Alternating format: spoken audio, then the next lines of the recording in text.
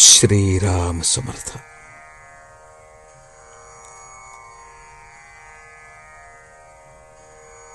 नाम हेच परमेश्वराची भेट करून देईल.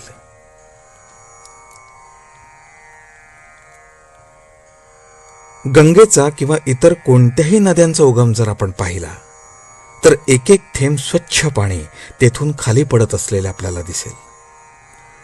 पूर्वपुण्याईमुळे आयुष्यात परमार्थाचा उगमही असाच लहान पण अगदी स्वच्छ असतो. पुढे त्या स्वच्छ झऱ्याचे नदीत रूपांतर होते आणि अनेक ठिकाणांहून वाहत आल्याने तिचे पाणीही काहीसे गढूळ बनते. तसेच आपले जीवनही व्यवहारातल्या बऱ्या वाईट गोष्टींच्या सानिध्यामुळे पुढे गढूळ बनत जाते.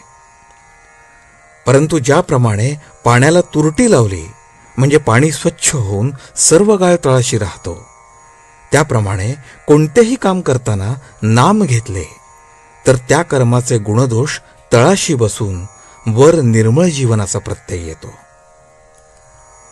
कोणीही दाढीवाला साधू येऊन सांगू लागला की परमार्थ असा आहे तसा आहे, तर तुम्ही खुशाल छातीवर हात ठेवून सांगा की नामाशिवाय परमार्थच नाही. कर्म करताना नाम घेऊन समाधानात राहणे हाच खरा परमार्थ.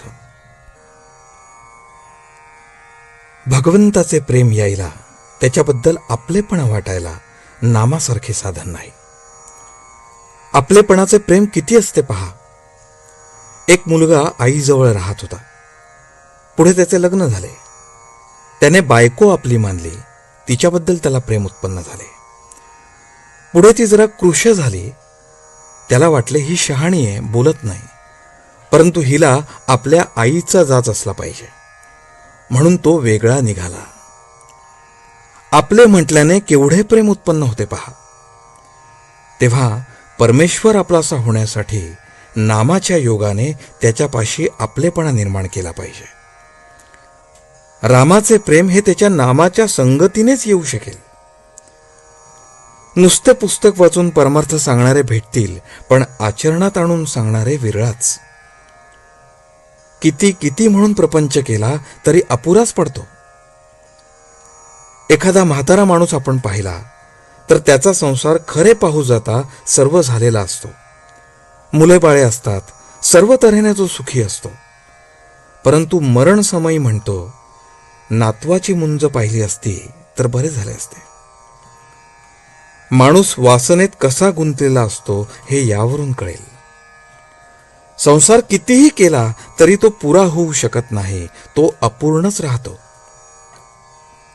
मनुष्याच्या जीवनाची तळमळ परमेश्वर प्राप्तीशिवाय शमूच शकत नाही. त्याच्या जीवाला समाधान एका परमेश्वर भेटीतच मिळू शकते आणि याकरता आयुष्याच्या सुरुवातीपासूनच नामाची कास धरा. हेच नाम मृत्यूसमयी तुम्हाला परमेश्वराची भेट करून देईल याची पूर्ण खात्री बाळगा. अत्यंत गुह्यातले गुह्य जे आहे ते मी तुम्हाला सांगतो. नामाचे प्रेम हेच ते गुह्य होय. आजचे बोधवचन.